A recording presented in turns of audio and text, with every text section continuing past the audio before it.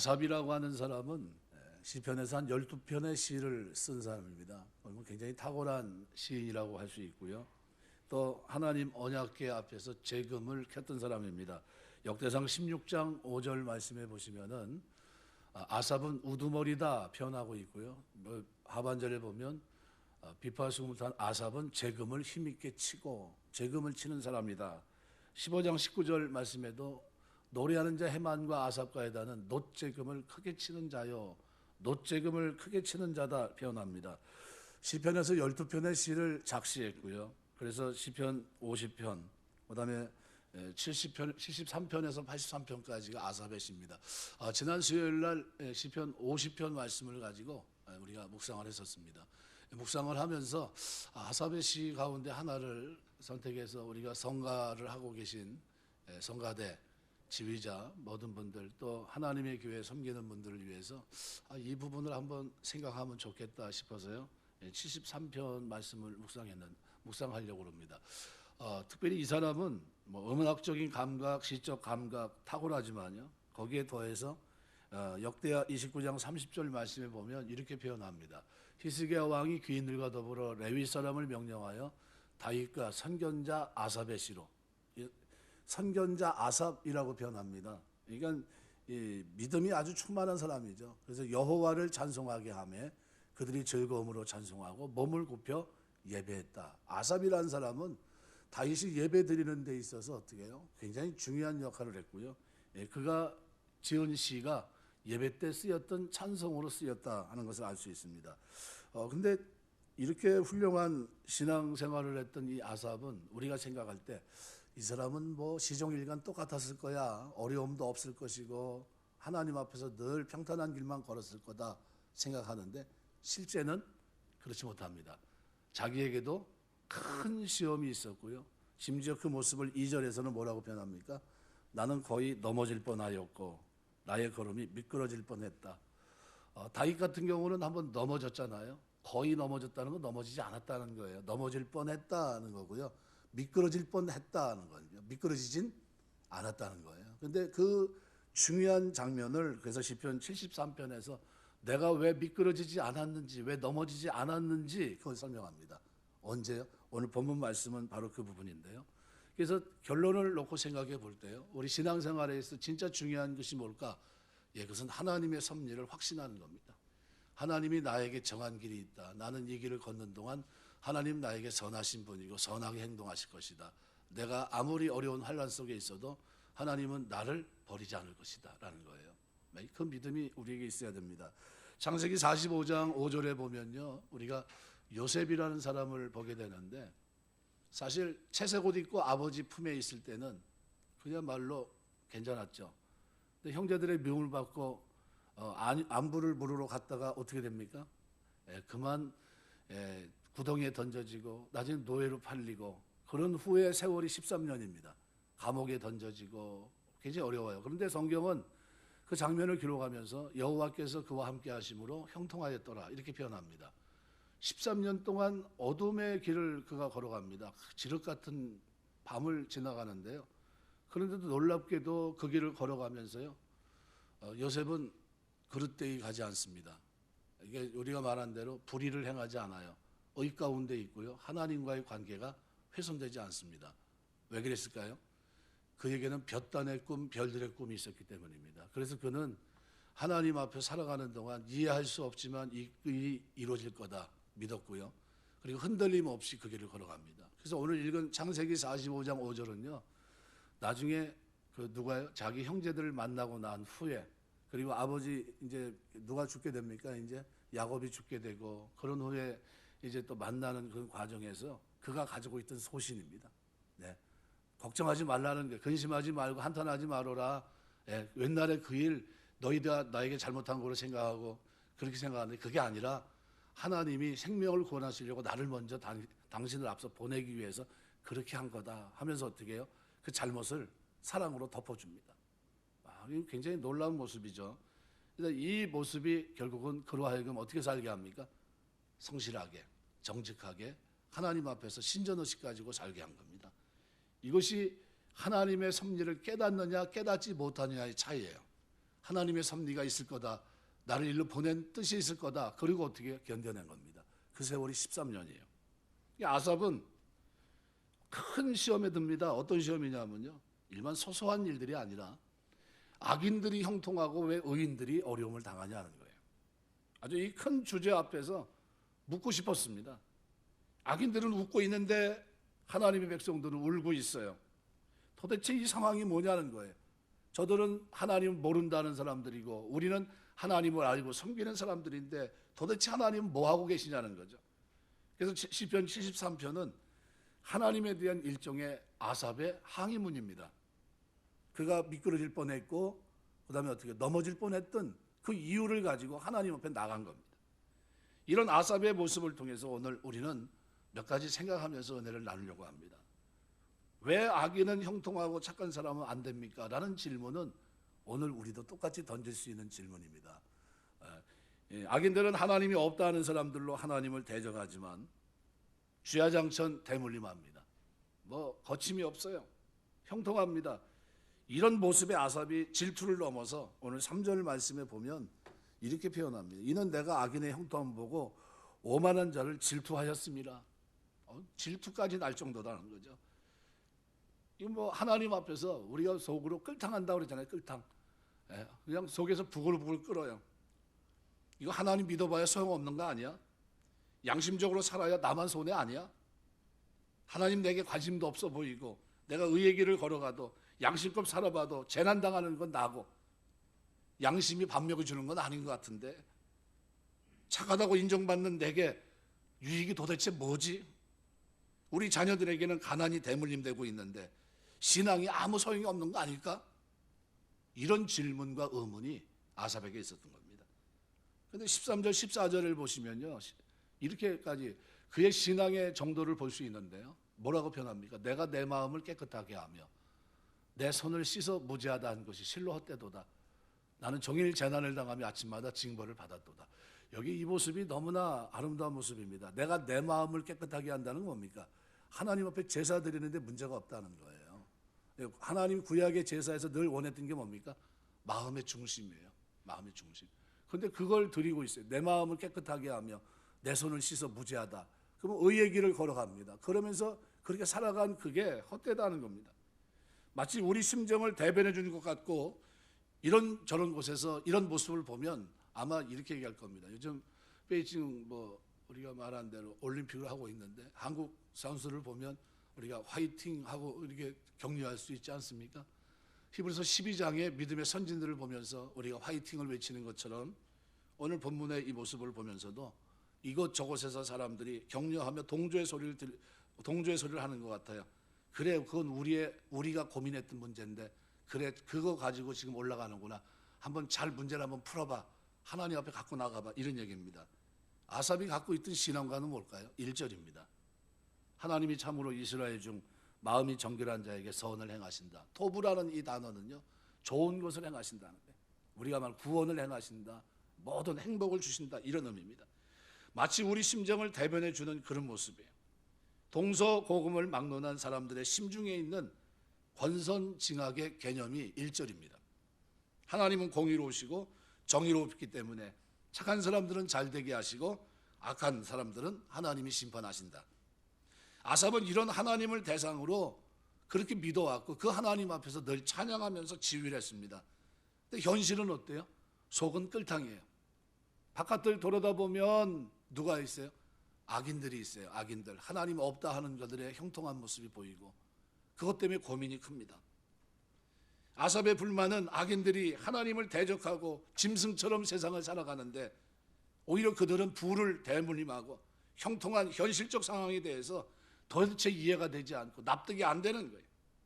그 모습을 3절에서 9절까지 말씀해 보면 이렇게 표현합니다. 그들은 죽을 때도 고통이 없고 그 힘이 강건하며 사람들이 당하는 고난이 그들에게는 없고 사람들이 당하는 재앙도 그들에게는 없나니 그러므로 교만이 그들의 목걸이요 강포가 그들의 옷이며 살찜으로 그들의 눈이 솟아나고 그들의 소득은 마음의 소원보다 많은 그들은 능욕하며 악하게 말하며 높은 데서 거만하게 말하고 그들의 입은 하늘에 두고 그들의 혀는 땅에 두루 다니도다.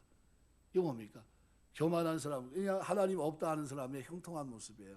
거침이 없습니다. 죽을 때도 고통이 없고 심히 강건하다. 마치 누굴 기억합니까? 모세를 보는 것 같아요. 너무나 힘든 장면입니다. 자신을 깨끗해 하고 복받을 자격은 자신이 있는데, 근데 엉뚱하게도 하나님은 나에게 복을 안 주는 것 같고 오히려 악인들이 형통한 것 같아요. 아삽은 자신이 하나님의 은혜 안에 있다는 것을 몰랐던 것 같습니다. 남들이 보기에는 그도 그냥 그런 존재입니다. 그런데도 아삽은 자기에게서 낙관적인 후함 전수를 줘요. 그래도 나는 지금까지 이렇게 살아왔는데, 남들에 대해서 비난의 소리를 높입니다. 내가 왜 저들을 이렇게 비난하는지 그 이유를 13절 14절에서 얘기한 겁니다. 내가 내 마음을 깨끗하게 하고 내 손을 씻어 무죄한다 한 것이 실로 헛되다. 어떻게 살았는지를 보여줘요. 남들이 하지 못하는, 하나님을 알지 못하는 그들은 할 수 없는 그 일을 주의 성수서부터 봉사, 섬김, 헌신, 이런 모습이 그에게 있었습니다. 그런 나를 왜 하나님 축복하지 않고 당연히 축복을 받을 자격을 갖춘 내게 왜 하나님은 개입하지 않느냐는 거예요. 이런 자세를 우리는 자기의라고 합니다. 이 자기의에 충만했던 사람이 신약에 한 사람 써 있습니다. 바로 사도 바울이에요. 바리새인 중에 바리새인, 그러면서 율법으로는 흠이 없고, 그랬던 그가 나중에 탐심에 무너지죠. 자기의, 아삽은 자기의라는 교만에 빠졌던 겁니다. 내가 복을 받으면 내가 받아야 되고 하나님의 축복이 있으면 나에게 축복이 있어야 되는데 왜 악인들이 형통하고 나는 힘들지? 이런 얘기입니다. 그런데다가 그에게 맹점은 뭡니까? 하나님의 섭리에 대한 확신이 부족했어요. 악인들의 생애가 어떻게 될 건지, 그들의 자손이 나중에 어떻게 될 건지 주의 깊게 살피지 못합니다. 당장 눈앞에 보이는 현실만 보고 하나님께 나도 저렇게 살아야 되겠다 하는 생각이 들어요. 그게 넘어질 뻔한 겁니다. 그래서 나도 저 삶을 살아가야 되는 거 아닌가? 일단은 어떤 경우가 됐든 아삽에게 주어진 삶의 섬뜩의 폭은 좁습니다. 모순으로 가득한 세상을 이거는 하나님의 힘이 아니라 내 힘으로 뒤집어 놓아야 되겠다. 무력이 됐든 아니면 관계가 됐든 이렇게 살아야 되는 거 아닌가라는 생각.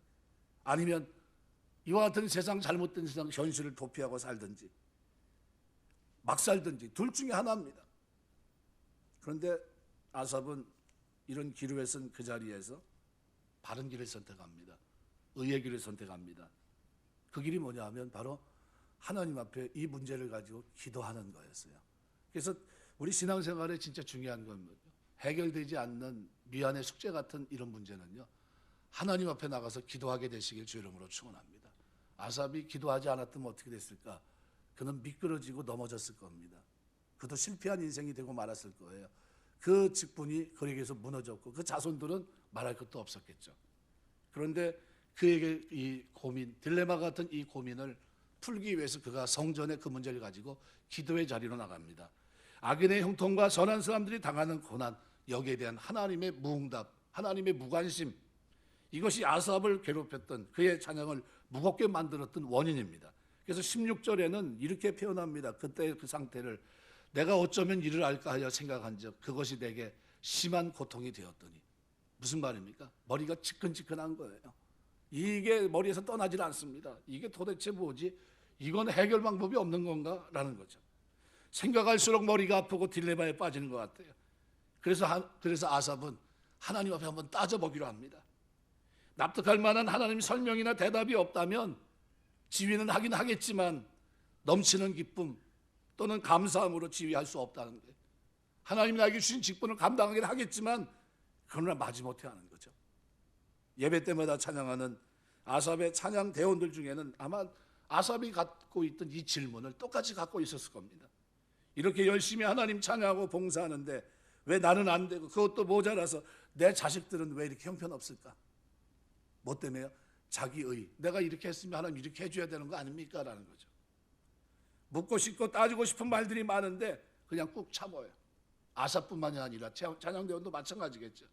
믿음의 사람들이 의문에 쌓여서 하나님께 섭섭함을 토로하는 일이 가능합니다. 같은 상황에 있어 보았기 때문에 이해가 되죠. 그런데 여기까지가 우리가 내리막길을 걷는 마지노선이에요. 더 내려가면 안 됩니다. 더 거기서 한 걸음 더 바깥으로 나가면 어떻게 돼요? 2절의 심정이 되는 겁니다. 2절. 2절 뭐라고 되어 있습니다. 나는 거의 넘어질 뻔하였고 나의 걸음이 미끄러질 뻔했다. 뻔까지는 되는데 넘어지면 안 됩니다. 미끄러져서는 안 되고. 뭘 포기하게 될까요? 하나님 포기하게 되고 믿음 생활 포기하게 되고 교회를 포기합니다. 그럼 뭘 포기합니까? 세 가지를 포기해. 삼포 인생이 된 겁니다. 하나님, 난 아무래도 안 되겠습니다. 내가 보니까 하나님은 응답하지 않는 분, 나를 돌아보지 않는 분 같습니다. 그리고 내가 이런 교회를 출입할 필요가 없다고 생각이 됩니다. 그럼 어떻게 돼요? 믿음 생활도 찬양 생활도 포기하게 되는 겁니다. 근데 아삽은 믿음의 뿌리가 있었던 것 같아요. 찬양만으로는 악인들의 형통과 믿음의 사람들의 고난, 이 불행이라고 하는 이 딜레마를 해결할 수 없다는 것을 그가 깨닫습니다. 그래서 그의 선택은, 그가 선택한 건 뭡니까? 이 문제를 하나님 앞에 가서 아뢰자는 거예요.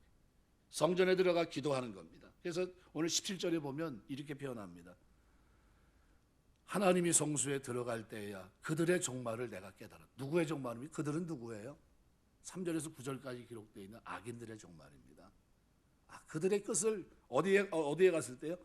하나님의 성소에 들어가서야 그제서야 깨달았다는 겁니다. 그래서 이 부분을 쉬운 성경은 이렇게 번역해 놓고 있습니다. 그러나 하나님의 성전으로 나아가서야 비로소 그들에게 무슨 일이 일어날지 깨닫게 되었습니다. 이렇게 표현하고 있고요. 메시아 성경은 이렇게 표현합니다. 하나님의 성소에 들어가서야 비로소 전모를 파악했습니다. 이 아삽은 이 부조리한 세상살이 고민을 안고 성전에 올라가 기도하다 현실의 문제를 풀어냅니다. 여러분, 우리가 이제 어려운 문제에 봉착하게 될 때요, 그때는 삼포 인생이 되면 안 돼요. 뭐 포기합니까? 하나님 포기, 교회 포기, 신앙 포기, 이러면 안 돼요. 그때 그 문제 가지고 어떻게 해요? 기도의 자리, 교회, 새벽기도 안 하는 사람은 새벽기도 하고요, 철야기도 안 해본 사람은 철야기도 하시고, 그러면서 어떻게 해요? 기도해야 돼요. 금식기도 안 해본 사람은 금식기도 하시고 그래야 됩니다. 저도 이게 좀 살이 좀 있는데, 저도 금식 나름대로 많이 한 사람이에요. 금식기도 많이 합니다. 문제가 해결 안 되면요, 금식하는 수밖에 없어요. 자꾸 기도하는 겁니다. 하다 보면 하나님 은혜를 주세요. 여러분, 신앙생활하면서 난제, 이거는 도대체 내 힘으로 안 된다, 내 지혜로 안 된다, 아무리 봐도 이건 딜레마다. 그럴 때는 어떻게 해요? 기도의 자리로 나가야 돼요. 하나님 앞에 엎드립니다. 무너져서. 그래서 여기 아삽은 이 부조리한 세상살이 고민을 안고 성전에 올라가 기도했고, 그리고 마침내 하나님의 섭리를 깨닫게 됩니다. 나는 미끄러지게 하고 나를 넘어지게 하는 이 딜레마를 해결할 방법이 내게 없을 때, 이해가 되든 안 되든, 응답이 되든 안 되든, 하나님이 보여주실 때까지, 알려주실 때까지, 풀어주실 때까지 성전에서 멀어지지 말고 기도하면서 엎드려 있어야 돼요. 하나님, 이거 내가 해결돼야 됩니다. 이 문제가 해결돼야 내가 기쁨으로 찬양하고 기쁨으로 봉사합니다.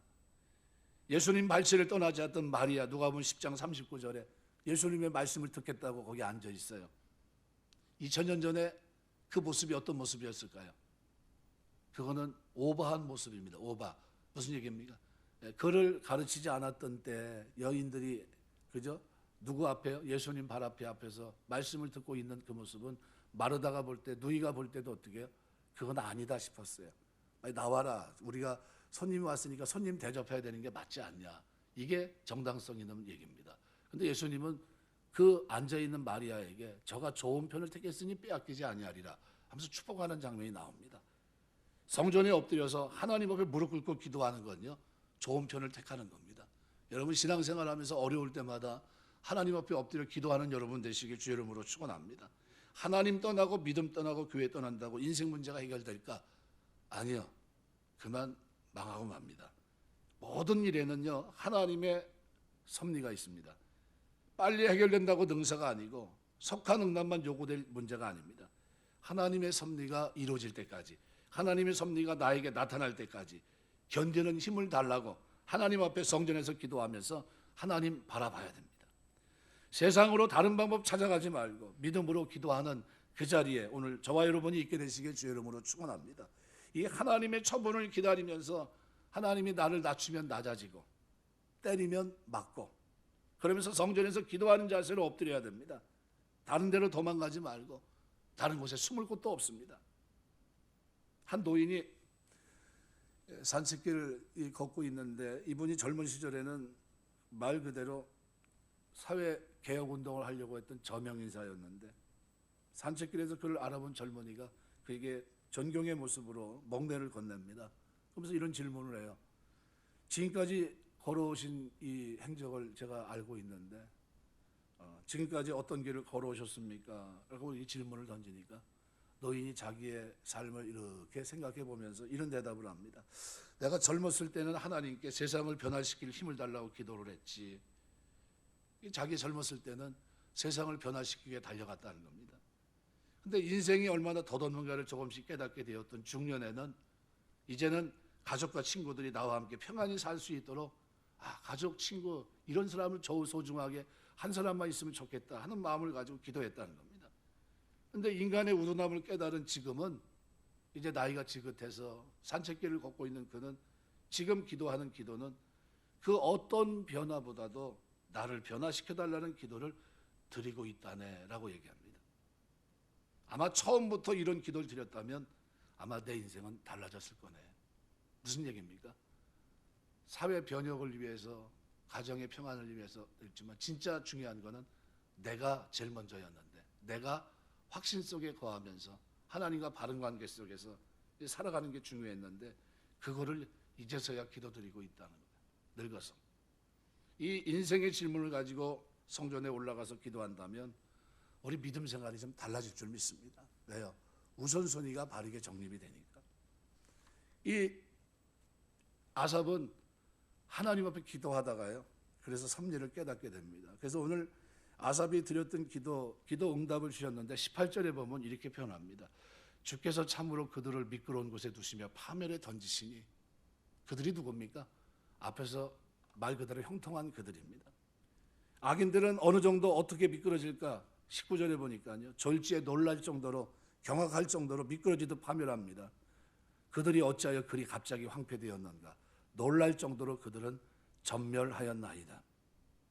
악인들의 형통은 일장 충몽과 같고 꿈과 같다는 거예요.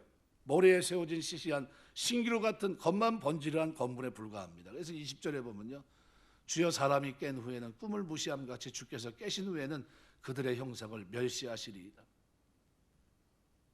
그러니까 악인의 종말에 대한 깨달음을 뭐하다 얻은 겁니까? 성전에서 기도하다 얻은 거예요. 성전에서 기도하러 올라갔어요. 악인은 형통하고 의인이 이렇게 고난 속에 사는 게 맞습니까? 그랬더니 하나님이 악인의 종말을 깨닫게 하신 거예요.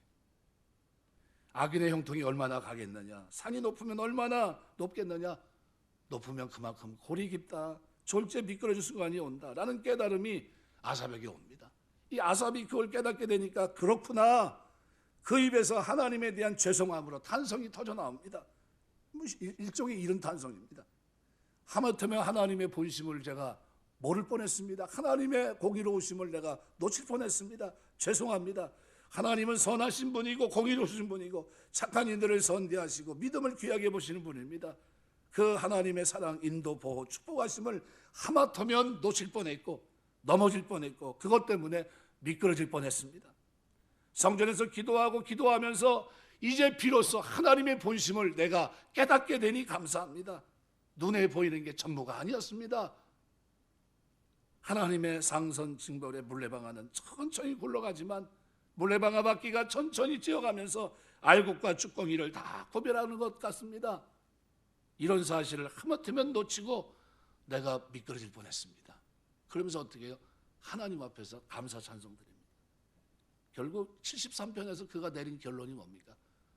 인생이 하나님의 섭리를 깨닫고 하나님 가까이며 사는 게 이게 복이구나.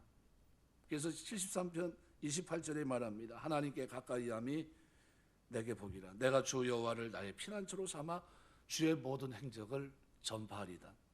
전파한다는 사페르라는 히브리 말은요, 선포하다, 입으로 선포하다, 공포하다는 뜻이 있지만 글로 기록하다라는 의미도 있어요. 다르게 얘기하면 시인은 모든 수단을 동원해서 하나님의 행사를 어떻게 해요? 더욱 널리 전하겠다는 의미를 여기다 함축합니다.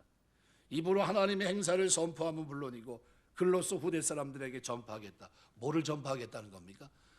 1절을 얘기하는 겁니다. 하나님은 참으로 이스라엘 중 마음을 정결한 자에게 선을 행하신다. 이거를 알게 하겠다는 거예요. 악인의 형통은 아무것도 아니고 그것은 어떻게 해요? 그 종말을 보니까 아무것도 아니다. 그래서 이 주를 멀리하는 자는 일시적으로 잘 될지 모르지만 어떻게 됩니까? 그래서 27절에 그렇게 표현해요. 무릇 주를 멀리하는 자는 망하리니 음녀같이 주를 떠난 자를 주께서 다 멸하셨나이다. 그가 알고 있는 결론이, 깨달은 결론입니다. 오직 여호와께 가까이 하는 자들은 때로는 힘들어도 고난인 것 같아도, 그 모습이 13절 14절에 나와요. 나는 종일 재난을 당하며 아침마다 징벌을 받았도다. 뭐 때문에요? 하나님 말씀 안에 그 속에 살아가는 것이 남들 볼 때는 어떻게 고통스러워 보였어요. 아무도 안 지키는 이 말씀을 내가 왜 지켜야 되지? 아무도 관심을 갖지 않는데, 그런데 내가 왜 정직하게 살아야 되지? 그런 겁니다. 그런데 하나님 앞에서 살아갔던 거예요. 하나님 앞에서. 아삽은 이제 하나님이 복의 근원인 것을 알게 됩니다. 그러면서 어떻게 해요? 체험적으로 하나님을 알게 됩니다. 고민과 갈등 끝에 성전에서 기도하는 중에 제대로 하나님을 체험하는 체험신앙을 갖게 돼요. 하나님은 나에게 선으로 행하시는구나. 그 이후에 아삽이 말 그대로 재금을 이제 쳤을 때 어떻게 쳤을까요? 아마 그 힘 있는 재금을 쳤을 겁니다. 지휘법이 어땠을까요? 3대 악장 가운데 한 사람인데 힘이 있었을 겁니다. 어떤 하나님? 선으로 나에게 갚으시는 그 하나님을 그가 마음으로부터 믿고 신뢰하면서 찬양했을 겁니다. 체험적인 신앙이, 이런 확신에 찬 지휘자의 지휘에 찬양대원들은 얼마나 또 행복했을까? 그들의 찬양을 들은 그 시대의 성도들은 이들의 아름다운 영혼의 찬송에 얼마나 또 큰 은혜를 입었을까? 그래서 성전에서 기도하는 중에 하나님의 섭리를 깨닫는 것이 그래서 중요한 겁니다. 그래서 오늘 본문은 우리에게요, 그런 얘기를 합니다. 신앙생활에 어려움이 있을 때 하나님 앞에 나가서 기도하라는 거예요. 하나님의 섭리를 깨달을 수 있도록 하나님 앞에 기도하라는 겁니다. 섭리를 깨닫게 되면 그때부터 진짜 하나님을 바르게 섬길 수 있다는 거예요. 더 힘있게, 더 능력있게, 더 효과적으로 하나님의 영광에 살 수 있다는 겁니다. 결과를 놓고 보면요, 아삽 한 사람은요, 결국은 이 가족 가문에 영향을 미칩니다. 아삽의 자손들은 계속해서 성전에서 찬송을 부르는 직무를 맡게 되는데요, 역대상 25장에 보시면 1절 2절 이렇게 말합니다. 다윗의 군대 지휘관들과 더불어 아삽과 헤만과 여두둔의 자손 중에서 구별하여 섬기게 하되 수금과 비파와 재금을 잡아 신령한 노래를 하게 하였으니 그 직무대로 일하는 자의 수요는 이러하니라. 아삽의 아들들은 쭉 설명합니다.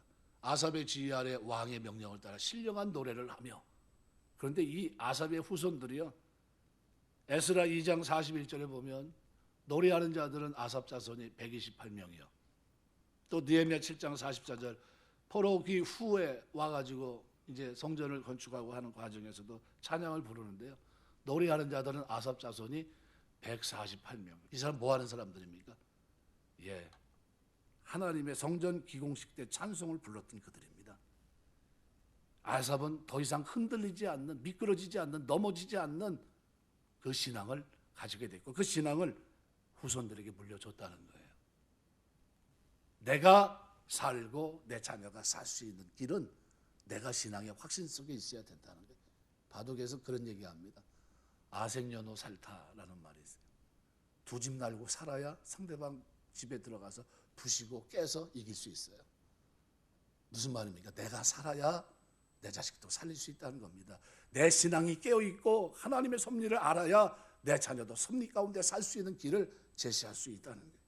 가장 귀한 유산을 물려준 선대이고요, 아삽은 흔들리지 않는 믿음을 후대에게 물려줍니다. 가장 좋은 선물을 대물림 받은 후손들입니다.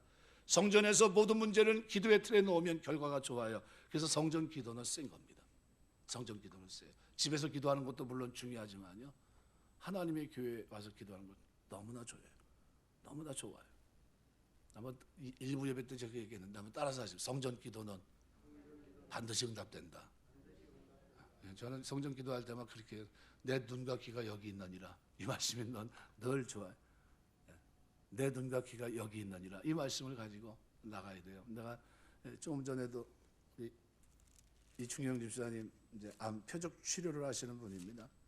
표적 치료를 하시는 분인데 오시면 제가 꼭 기도하고, 그다음에 이제 예배드리고 난 후에 기도를 꼭 해줘요. 그리고 이제 가시는데 제가 집사님 기도 어떻게 하십니까? 이렇게 물어봤어요. 성경을 이렇게 보면서 두루두루 기도합니다. 이렇게 얘기하시더라고요. 제가 성경 시편 118편 16절 17절을 펴놓고 성경 이거 한번 보시라고 그러면서 제가 읽어줬어요. 여호와의 오른손이 높여 들렸으며 여호와의 오른손이 권능을 베푸시는 도다. 내가 죽지 않고 살아 여호와께서 하나님의 일을 선포하리로다. 한 목사님이 다 돌아가시게 됐는데 그 관계된 목사님들이 신방을 갔어요. 병원으로 갔는데 하면서 이제 아유 며칠 안 남은 것 같아. 그리고 이제 나오는데 그리고 다 돌아가시는데 한 분이 오던 길을 되돌아가서 이 얘기를 하는 겁니다. 시편 118편 16절 17절을 읽어주면서 내가 아까 많은 분들이 있어서 얘기를 못했는데 이거 말씀 붙잡고 기도해. 그러면서 그분이 이런 얘기를 합니다. 약효가 어느 곳에 가든지 이 약 먹으면 산다 생각하고 먹는 약과 이 약 먹어도 별 볼 일 없어 하고 먹는 약은 다르다는 거예요. 당신이 하나님 말씀을 어떻게 먹는지 모르지만 이 말씀은 먹으면 사는 말씀이라고 믿고 기도하라고. 죽는 줄 알았던 그분이 석 달 만에 그 말씀 붙잡고 기도하고 일어납니다. 그리고 그거를 책에 옮겨놨어요. 간증집에. 시편 118편 그래서 제가 16절 17절이 생각이 나더라고요. 그래서 내가 얼른 성경책 가져오라고 해서 읽어주면서 그랬어요. 집사님 기도할 때마다 이거는 막으면 어떤 일? 특효약. 요즘 가끔 이런 겁니다. 이게 의료보험이 되는 약입니까? 아닙니까? 이 약이 굉장히 좋은 약인데 비싸서 먹질 못한다고. 그 약 먹으면 산다는 거예요. 그러면 그 마음 가지고 먹으면 어떻게 될까요? 살아납니다. 그죠? 그 약이 특효가 있다고 생각하니까. 성경의 약속은 뭡니까? 특효약이요. 영혼, 육신의 특효약입니다. 그럼 이 약을 붙잡고 어떻게 해야 돼요? 믿고 복용해야죠. 기도하면서. 그래서 내가 그랬어요. 써놓고 붙여놓고 암송하고 하든지 하루에 수십 번, 수백 번, 수천 번이 돼도 말씀을 암송하고 또 암송하면서 기도하시라고 그랬어요. 살려줄 줄 믿습니다. 내가 주의 일을 선포하리라. 그 주의 일은 뭡니까? 하나님이 나를 살려주신 그 일을 선포하는 말씀을 맺겠습니다. 북극과 남극은 만년설로 덮여 있습니다. 왜요? 태양과 멀기 때문이에요. 인도네시아, 말레이시아는 열대우림이 있습니다. 왜요? 태양과 가깝기 때문입니다. 북극과 남극에는 생명체가 많지 않습니다. 왜요? 태양이 멀고요. 너무나 어려워요. 차갑기 때문에. 태양과 가까우면 넘치는 생명력으로 충만한데 태양과 거리가 멀면 얼어붙어요. 우리 마음의 동토가 차가워진 이유는 뭡니까? 하나님으로부터 멀어져 있기 때문이에요. 미끄러질 뻔하고 넘어질 뻔하는 것까지는 좋은데 근데 중요한 거는 그 문제를 가지고 하나님 앞에 무릎 꿇는 겁니다. 하나님 이걸로 인해서 미끄러지지 않게 하시고 이걸로 인해서 넘어지지 않게 하옵소서 하면서 하나님 앞에 기도할 때 하나님은 우리에게 뭘 주십니까? 깨달음을 주세요. 이길 수 있는 힘을 주시고요. 미끄러지지 않게 하시고 넘어지지 않게 하시고 하나님을 가까이 함이 내게 복이라 이거를 알게 하십니다. 이것이 우리 신앙생활입니다. 아삽은 그 하나님을 경험했어요. 그리고 선견자라는 칭호를 받을 정도로 12편의 시편을 기록했는데요. 그의 후손들이 이렇게 복을 받았고요. 말 그대로 후회 없는 인생, 멋있는 인생을 살아갑니다. 우리 앞에도 똑같은 인생이 있습니다. 어떤 자세를 가지고 사냐에 따라서 때로는 사람들이 미끄러지고 넘어지긴 하지만 그러나 우리는 절대로 미끄러지거나 넘어질 사람들이 아니란 사실이에요. 하나님 앞에 나가 기도할 때마다 하나님은 나를 붙들어 주시고 그 하나님이 나를 세워주시고 넘어지지 않도록 미끄러지지 않도록 지키시며 주 앞에 서는 그날까지 완주할 수 있도록 도우실 줄 믿습니다. 그 하나님을 오늘 시편에서는 오늘 73편에서는 시인이 1절을 통해서 그렇게 표현하고 있습니다. 하나님이 참으로 이스라엘 중 마음이 정결한 자에게 선을 행하신다. 하나님이 저와 여러분에게 선을 행하셔서 깨닫게 하셔서 기도하는 중에 알게 하신 그 하나님의 섭리 속에서 믿음 생활 중에 하나님을 잘 섬기는 그 길이 저와 여러분의 인생의 걸음 속에 있게 되시길 주의 이름으로 축원합니다. 기도하겠습니다.